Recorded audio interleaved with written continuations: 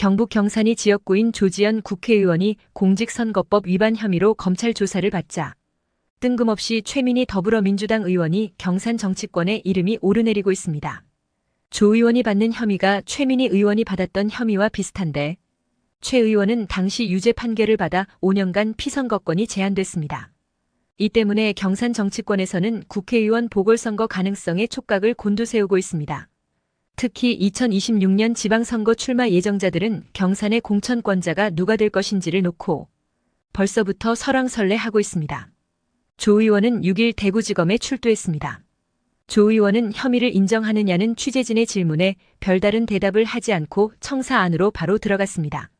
조 의원은 지난 4월 제22대 국회의원 선거 공식 선거운동 기간 중 3차례에 걸쳐 경산시 의원과 함께 경산시청 등을 찾아 개별 사무실을 돌며 공무원들에게 인사의 선거법을 위반한 혐의를 받는 것으로 알려졌습니다. 공직선거법에서는 호별 방문 형태의 선거운동을 금지하며 이를 위반하면 3년 이하의 징역 또는 600만 원 이하의 벌금에 처할 수 있습니다. 조 의원은 또 총선 경쟁자였던 무소속 최경환 후보에 대해 박근혜 전 대통령 탄핵 당시 본회의장에 나타나지 않으신 분, 기권한 분이라며 허위 사실을 공표한 혐의도 받는 것으로 알려졌습니다. 조 의원 측은 공직선거법 위반 혐의를 부인하는 것으로 전해졌습니다.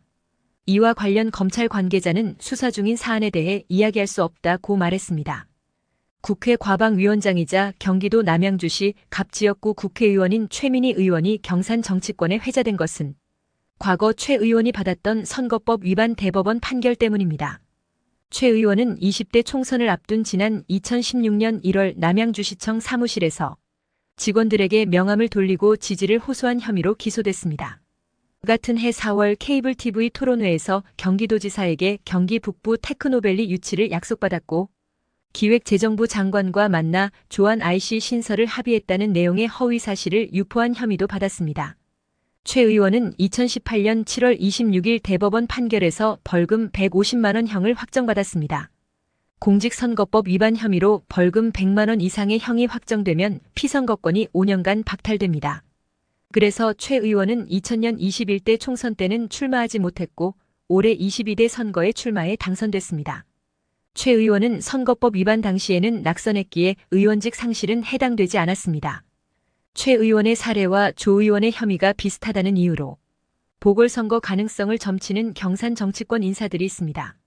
이 때문에 본인의 의사와는 상관없이 최경환 전 부총리, 조 의원에게 국민의힘 공천을 양보했던 윤두현 전 국회의원의 이름이 나돕니다. 특히 2026년 지방선거에 출마할 지방정치인들은 더욱 예민하게 바라보고 있습니다. 현실적으로 국민의힘의 경우 경산 국회의원이 경산시장 및 경산지역 도의원, 시의원 공천권을 행사하기 때문입니다. 지방선거 출마자들의 눈치 싸움이 매우 치열해지고 있습니다.